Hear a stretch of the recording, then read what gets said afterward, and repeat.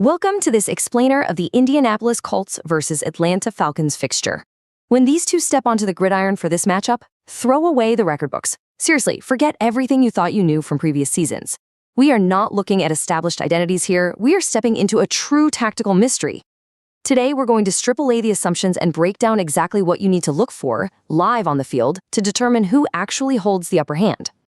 Now, this fixture is officially listed for August 22nd, 2026. But here is the catch. Because official regular season data, weather conditions, and active rosters remain completely unverified right now, we are navigating an environment entirely devoid of current season metrics. We don't have a verified quarterback designation, we don't have an official injury report, and we certainly don't have early down success rates for the current year. We are essentially walking into a pitch-black room, and honestly, that is exactly what makes this so thrilling.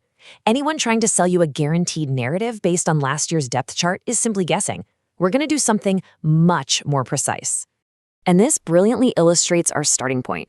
You see, historical team names or 2025 results are just not substitutes for those 2026 facts after a long offseason. An offseason changes literally everything. You've got new line combinations, shifted target hierarchies, altered defensive front rotations, and completely different offensive coordinators. The helmets, sure, they look exactly the same, but the machinery underneath has been completely reset. We cannot responsibly apply prior season assumptions to an unplayed game. The very first real evidence must come strictly from live in-game processes.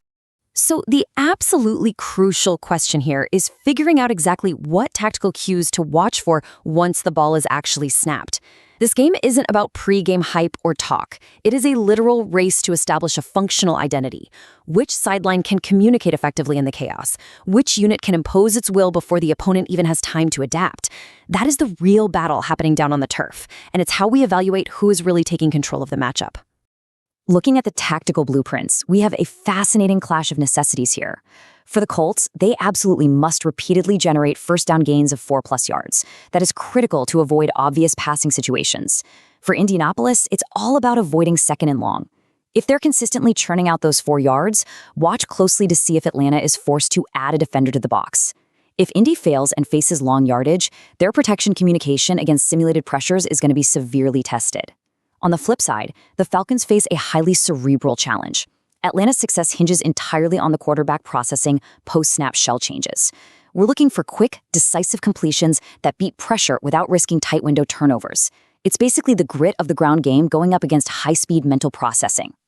Okay, let's dive right into this by isolating the 3 specific live duels you really need to chart. Forget the scoreboard for a second. Winning these micro battles will uncover the true competitive edge on the field, far better than anything else. Think of these as the 3 compass points that will guide us through all the action. In our very first matchup lens, you have to live chart safety rotation. You want to see which decision maker better processes disguise and pressure without making those backbreaking, turnover-worthy decisions. Try not to get caught up in the names on the jerseys right now. Just focus on the pure mechanics. Is the quarterback holding the ball a fraction too long because that post-snap safety movement confused him? Where exactly is the pressure coming from? And maybe most importantly, does the quarterback have a hot answer completion ready to fire? The guy under center who handles this chaos more cleanly owns the ultimate edge. Next up, for the offensive line versus the defensive front, your job is to identify whether pressure is being consistently created on the edge or the interior. And watch carefully if running backs or tight ends are being forced to stay in to help protect. This is where the game gets incredibly physical. Are we seeing early penetration blowing up run fits? Look really closely at 3rd and short or 4th and short situations. You need to distinguish an ordinary gain from the true physical displacement of the defensive line. Check out the pad level. Are those big defensive tackles getting pushed backward right into the linebacker's laps? That kind of violent movement tells you exactly who possesses the real leverage advantage in the trenches. And for the third duel, this skill players versus a secondary, pay close attention to usable separation at the break. Who is getting open? And are the defenders finishing tackles at first contact? Look, a defense can absolutely survive giving up short, contested catches. That's fine.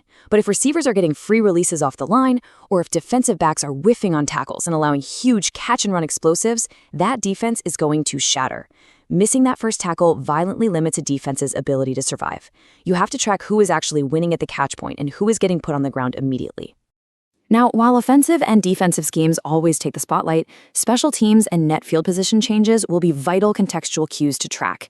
We're talking penalty discipline, kickoff decisions, and net punting. It is so easy to overlook the transition game, isn't it? But hidden yardage decides tight football games. Pay close attention to punt coverage and return lane discipline. While everyone else in the stadium is staring at the quarterback, you should be watching those punt gunners. That might literally be where this game is decided. One explosive return, sure, that could just be high variance look. But a repeated failure to cover kicks or operational penalties points to a deep structural weakness that the opposing team will exploit all day long. Let's transition over to the quantitative side for a moment and look at our 1x2 interpretation. Right now, our generic baseline model allocates a 52% win probability to the home Colts and 48% to the visiting Falcons. That slight edge for Indianapolis, it's strictly a generic home field advantage. It's a foundational starting point, not a prediction of absolute dominance by either side. It really just sets the stage for a game that could swing wildly on a single brilliant tactical adjustment. That win probability translates into a highly conditional 23-22 placeholder score projection. So that implies an estimated 45-point total in a standard scoring environment, before we even adjust for live conditions. Basically, it gives us a broad plausible range of roughly 16 to 30 points per side. A 23-22 scoreline implies a very normal, close game possession path where both teams just systematically treat blows. Now, if defensive scores or short field start piling up, well, that distribution will widen significantly. And that nice, neat math goes right out the window. We also factor in a 2% model probability of overtime. Now remember, final NFL ties are exceptionally rare and usually only happen after the entire overtime period is exhausted, which is exactly why the draw outcome itself is modeled at a tiny fraction of a percent. This 2% represents the very real chance that this game requires extra time to find a resolution. Just imagine the tension of a sudden death scenario in a game where neither team fully knows its own identity yet.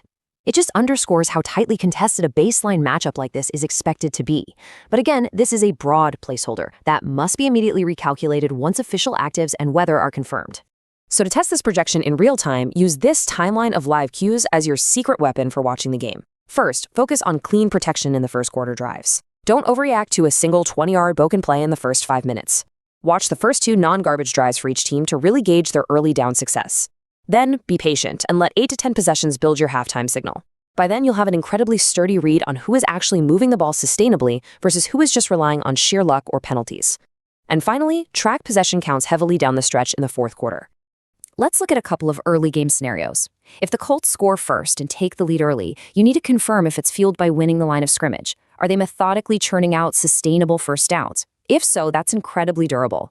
But if the Falcons strike first, check to see if their lead stems from generating pressure with just 4 rushers.